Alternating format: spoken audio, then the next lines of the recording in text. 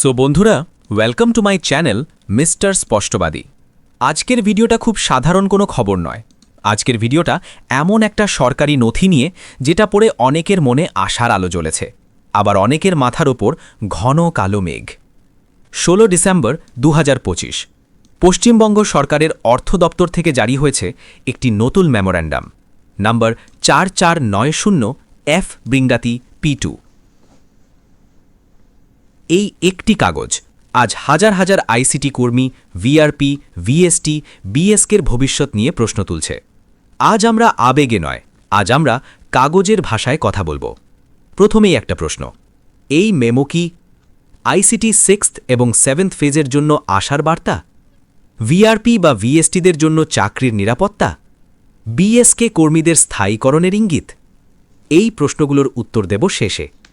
তার আগে বুঝতে হবে এই মেমো আসলে কি আর কাদের জন্য। মেমোর ব্যাকগ্রাউন্ড। এই মেমোর মূল ভিত্তি হল একটা পুরনো কিন্তু খুব গুরুত্বপূর্ণ মেমো।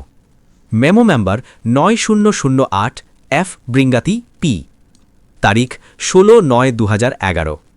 এই 2011 সালের মেমোতে বলা হয়েছিল যারা 1/4/2010 আগে ক্যাশুয়াল, ডেলিডেটেড বা কন্ট্রাকচুয়াল কর্মী হিসেবে নিযুক্ত হয়েছিলেন তাদের জন্য থাকবে চাকরির কিছুটা নিরাপত্তা, নির্দিষ্ট বেতন কাঠামো, বছরে বেতন বৃদ্ধি, ছুটি, টার্মিনাল বেনিফিট।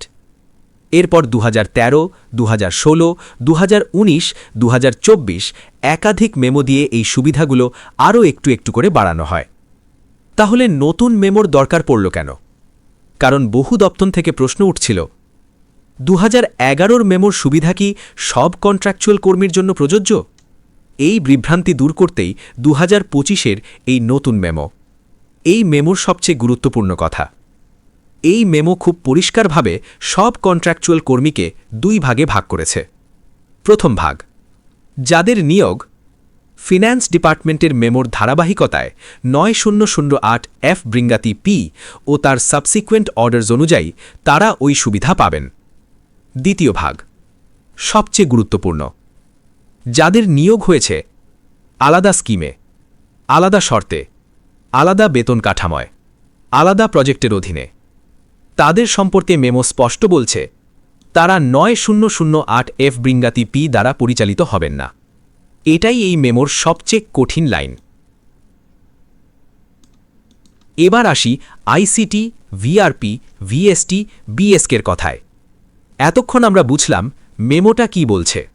এখন প্রশ্ন, এই চারটি গ্রুপ কোন দলে পড়ে? আইসিটি অ্যাট স্কুলস 6th ও 7th phase.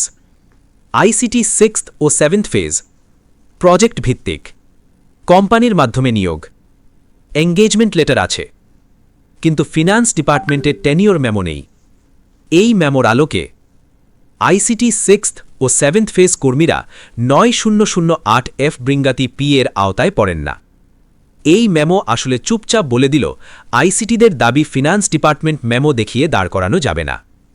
VRP. VRP health ডিপার্টমেন্টের স্কিম, অনারেরিয়াম বেসড, কাজ আছে কিন্তু টেনিওর নেই। এই মেমোর ভাষায় ভিআরপিরাও 9008 এর বাইরে। ভিএসটি। ভিএসটি এনএইচএম বা ভিবিডিসিপির আওতায়, পুরোপুরি টাস্ক বেসড, টেম্পোরারি নেচার। এই মেমো অনুযায়ী ভিএসটিদের ক্ষেত্রেও কোনো টেনিওর বা স্থায়িত্বের ইঙ্গিত নেই। বিএসকে। বিএসকে স্কিম ভিত্তিক পরিষেবা, নির্দিষ্ট পারফরম্যান্স ও টার্গেট, জেলা কোম্পানির মাধ্যমে নিয়োগ। এই মেমো পরিষ্কার বলছে বিএসকে কর্মীরাও 9008 এফ বৃংদাতি P এর আওতায় নয়। কঠিন সত্য, কিন্তু বলা দরকার। এই মেমোটা আসলে কাউকে কিছু দেওয়ার জন্য নয়। এই মেমোটা জারি হয়েছে কে কি দাবি করতে পারবে আর কে পারবে না, এই সীমারেখা টানার জন্য। শেষ কথা, আইসিটি, ভিআরপি, ভিএসটি, বিএসকে এই লড়াই কাগজ ছাড়া জেতা যাবে না। এই মেমো আমাদের দেখিয়ে দিল কোথায় আইনি জায়গা আছে আর কোথায় নেই। আবেগ নয়, এবার দরকার সংগঠিত তথ্যভিত্তিক প্রশ্ন। বন্ধুরা, এই ভিডিওটা যদি আপনাদের কাজে লাগে তাহলে লাইক করুন, শেয়ার করুন আর মিস্টার স্পষ্টবাদী চ্যানেলকে সাবস্ক্রাইব করুন।